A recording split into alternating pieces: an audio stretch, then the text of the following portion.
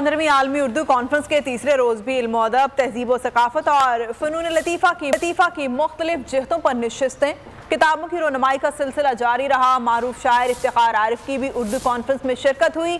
अवाम का इश्तिहाक मजीद बढ़ गया। इस बारे में जानते हैं बोल न्यूज़ के नुमाइंदे फयाज बुखारी से। आगाह कीजिएगा फयाज। जी बिल्कुल, आलमी उर्दू कॉन्फ्रेंस आबोताब के साथ जारी है और तीसरे रोज़ भी मुख्तलिफ सेशंस हुए, मुख्तलिफ किताबों की रोनुमाई की गई। इस वक्त हमारे साथ एक मशहूर मारूफ शख्सियत एक इफ्तिखार आरिफ साहब मौजूद हैं, जो कि एक बहुत बड़े शायर हैं। देखिए, कराची भी आना तो हमेशा मेरे लिए खुशगवार तजुर्बा होता है। आता रहता हूँ और बहाने ढूंढता रहता हूँ, और इससे अच्छा क्या बहाना होगा कि अदब का कोई काम होगा, उर्दू का कोई काम होगा।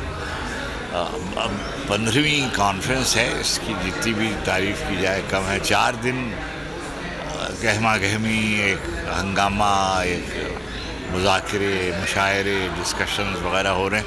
देखिए, अदब की मीरास, तहज़ीब की मीरास, सकाफ़त की मीरास, इसको आप सेलिब्रेट करें तो इससे अच्छी क्या बात है। नौजवान जो शोरा हैं आजकल भी अच्छा काम कर रहे हैं, उनके बारे में कभी भी शायर को मशवरा नहीं देना चाहिए, मगर टेक्निक भी आनी चाहिए, टेम्परामेंट भी होना चाहिए, कंसिस्टेंसी भी। शुक्रिया आपका।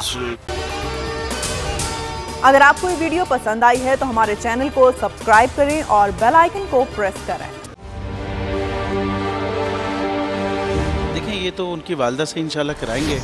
अभी जो मुल्क की सूरत हाल है वो आपके सामने है। हकीकी सहाफ़त का अरशद शरीफ एक, मैं समझता हूँ, बहुत बड़ा हकीकी सहाफ़त का लंबरदार था और हक से 1 इंच नहीं हटा, बल्कि जान देनी पड़ी तो जान दे दी उसने।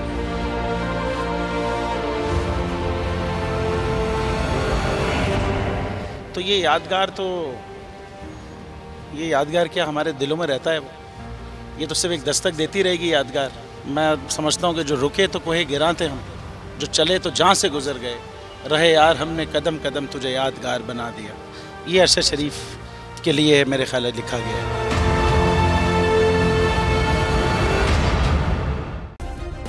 सब्सक्राइब करें और बेल दबाएं ताकि कोई खबर रह न जाए।